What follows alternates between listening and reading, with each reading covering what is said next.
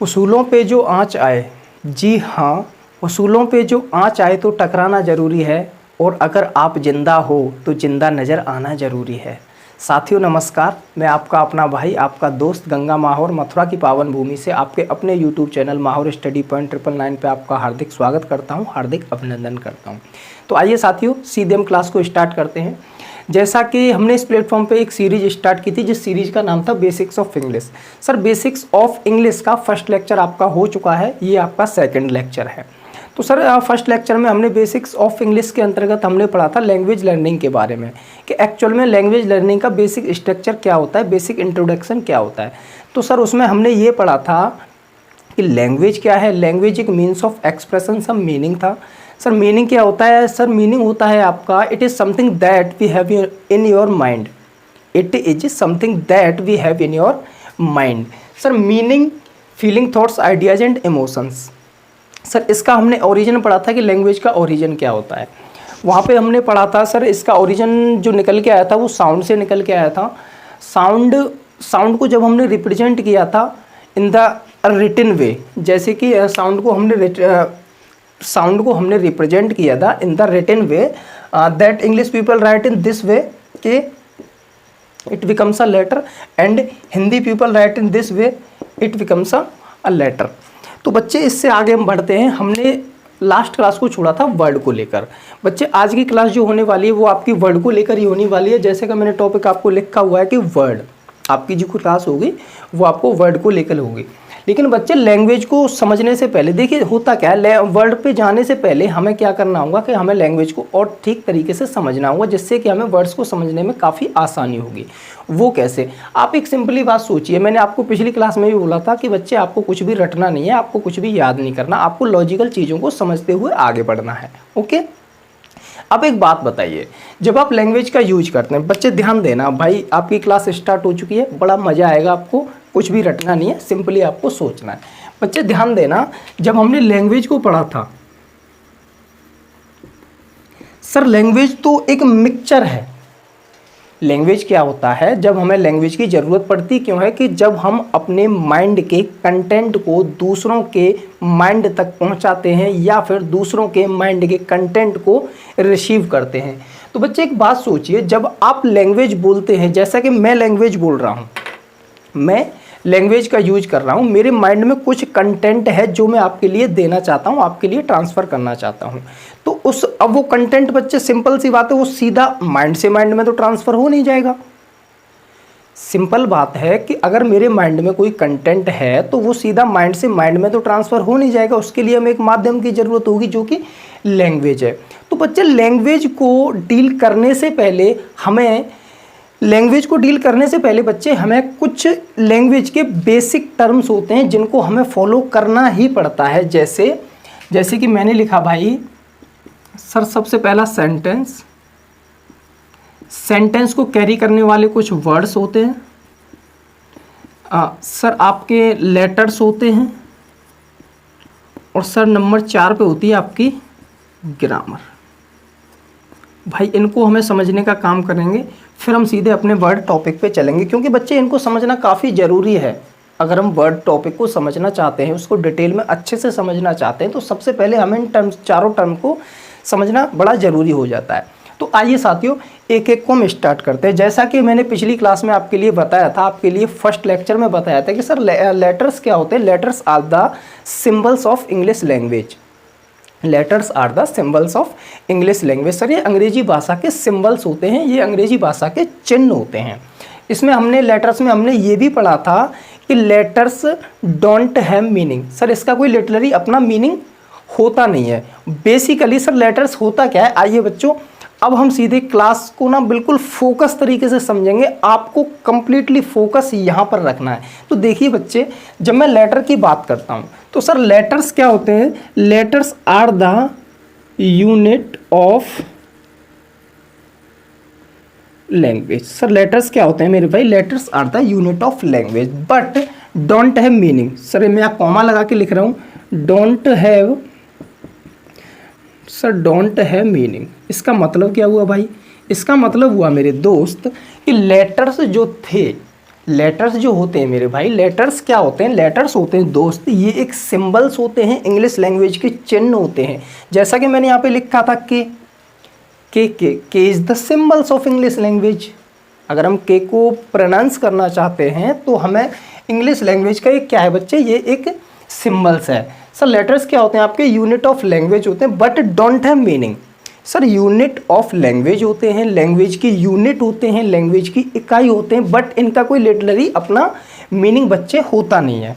ठीक है sir, letters को हम पिछली क्लास में भी डिस्कस कर चुके थे, लेकिन फिलहाल में हम अब इन चीज़ों को थोड़ा सा और आगे लेके चलते हैं। तो बच्चे लेटर्स के बाद, अब बच्चे ध्यान देना आप ठीक तरीके से, लेटर्स के बाद हम बढ़ते हैं। देखिए होता क्या है एक्चुअल में, देखिए समझिए होता क्या है कि जो आपका सेंटेंस होता है ना, कंप्लीट मीनिंग या complete thought, complete idea, complete emotions को कन्वे करने का काम करता है वो सेंटेंस करता है। अगर आपके माइंड में कोई कंटेंट है, आपके माइंड में बच्चे कोई कंटेंट है और आप अपने माइंड के कंटेंट को दूसरों तक ट्रांसफ़र करना चाहते हैं तो आपको वहाँ पे सेंटेंस की ज़रूरत पड़ेगी। अगर आप कंप्लीट थॉट देना चाहते हैं किसी को, अगर आप अपने माइंड के कंटेंट को कंप्लीटली उसको समझाना चाहते हैं या कंप्लीट सामने वाले के लिए ट्रांसफ़र करना चाहते हैं तो बच्चे वो होता है आपका sentence.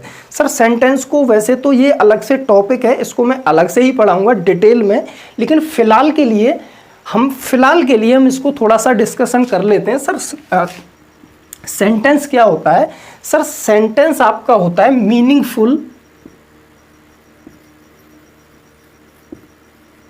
Meaningful group of words.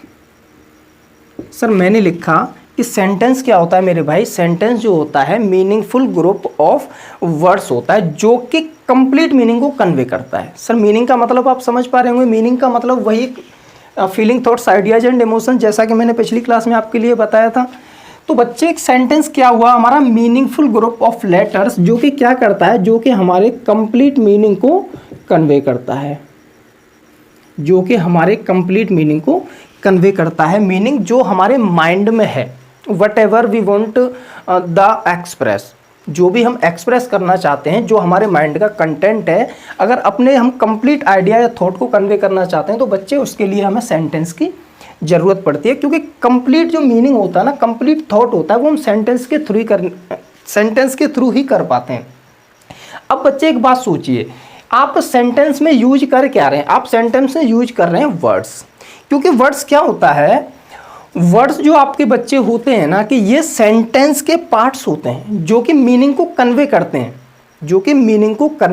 बच्चे ध्यान देना, मेरे शब्दों में फ़र्क है, मेरे बोलने में फ़र्क आएगा और आपके समझने में फ़र्क आएगा। सर समझने में फ़र्क क्या आएगा? मैंने कहा था कि मीनिंगफुल ग्रुप ऑफ वर्ड्स, यानी कि शब्दों का एक ऐसा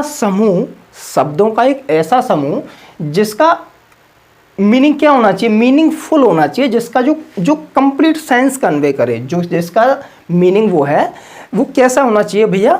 वो होना चाहिए आपका सर कंप्लीट मीनिंग होना चाहिए। लेकिन सर अब इसमें ये वर्ड क्या होता है? तो मेरे भाई वर्ड वो होता है, वर्ड्स होती है सर मीनिंगफुल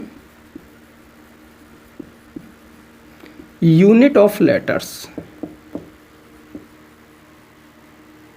सर मैंने क्या लिखा? सर मैंने लिखा वर्ड्स क्या होता है कि वर्ड्स जो होता है बच्चे आपका, वो होता है मीनिंगफुल ग्रुप ऑफ लेटर्स। इसका बच्चे क्या होता है, ध्यान रखना, इसका ये होता है मीनिंग,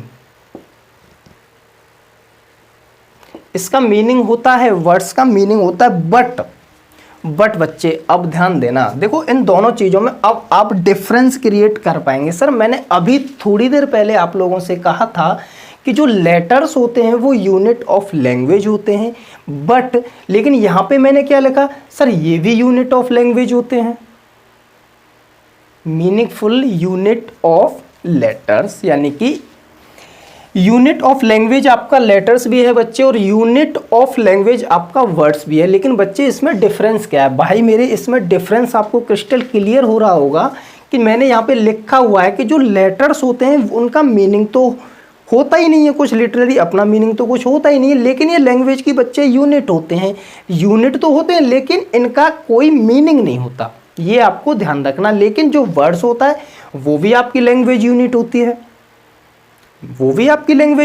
है, बट उसका बच्चे क्या होता है? उसका मीनिंग होता है। उम्मीद करता हूँ आप लोग यहाँ तक समझ पाए होंगे ठीक तरीके से। सर अभी तक मैंने आप लोगों के लिए क्या बताया? सर अभी तक मैंने आप लोगों के लिए बताया कि जब हम लैंग्वेज का यूज करते हैं, जब हम लैंग्वेज के थ्रू अपने माइंड के कंटेंट को दूसरों तक पहुँचाना चाहते हैं या दूसरों के कंटेंट को रिसीव करना चाहते हैं। बच्चे सिंपल एक बात बताइए, कुछ भी रटो मत, कुछ याद मत करो, किसी रूल पे मत जाओ, किसी एक्सेप्शन पे मत जाओ। आप सिंपल ऐसा सोचिए कि जब आपके माइंड में कोई कंटेंट है और आप दूसरों तक पहुंचाना चाहते हैं, दूसरों तक शेयर करना चाहते हैं उसे, तो आप एक बात बताओ, आपके माइंड से सीधा कंटेंट दूसरे के माइंड में तो चला नहीं जाएगा भाई। आपके माइंड में कोई कंटेंट है, आपके माइंड में कोई complete thought, idea, emotions and feelings हैं, अब वो सीधे के सीधे आपके किसी सामने वाले के माइंड में तो ट्रांसफ़र हो नहीं जाएंगे। उसके लिए आपको मीन्स की ज़रूरत थी। मीन्स क्या था सर? लैंग्वेज था। जब हम लैंग्वेज का यूज करते हैं, जैसे कि मैं लैंग्वेज का यूज कर रहा हूँ, बच्चे ध्यान से समझना इन चीज़ों को, बड़ी गहराई की चीज़ें हैं, कोई नहीं बताएगा आपको इनको। ये जो जब मैं लैंग्वेज का यूज कर रहा हूँ आप अपने माइंड के कंटेंट को आप तक पहुँचाने के लिए, तो बच्चे उसमें मैं कुछ सेंटेंस यूज कर रहा हूँ, जिससे सेंटेंस के थ्रू मैं क्या कर रहा हूँ कि मैं कंप्लीट थॉट कन्वे कर रहा हूँ, जिससे आप समझ पा रहे हैं। लेकिन उसी सेंटेंस में, ध्यान दो, उसी सेंटेंस में मैं यूज क्या कर रहा हूँ? वर्ड्स यूज कर रहा हूँ जो कि मेरे मीनिंग को कन्वे करने का काम कर रहे हैं। ओके, जो कि मेरे मीनिंग को मेरे भाई कन्वे करने का काम कर रहे हैं। सर लेटर्स के बारे में अब कुछ ज़्यादा बताना नहीं है क्योंकि मैं पिछली क्लास में बता चुका हूँ। अब आते हैं बच्चे ग्रामर को। अब मुझे ये बताइए कि भाई ग्रामर क्या होती है? आपने सेंटेंस, बच्चे देखिए ध्यान देना, मैं फिर बार बार कह रहा हूँ कि जो ये सेंटेंस है ना, ये बच्चे एक अलग टॉपिक है और इसको मैं डिटेल डिस्कशन करूँगा नेक्स्ट क्लास में या फिर उससे भी नेक्स्ट क्लास में, क्योंकि हमें इस सीरीज को ना हमें एक सिस्टमेटिक वे में आगे लेके चलना है।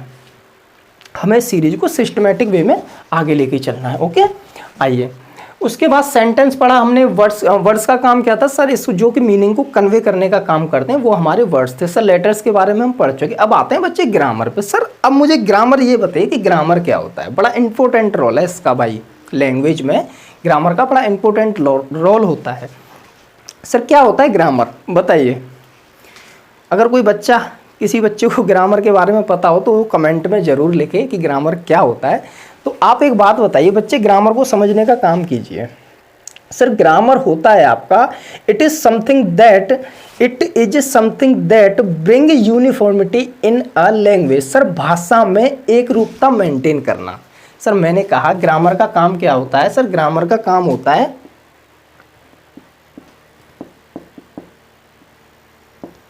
Uniformity in a language.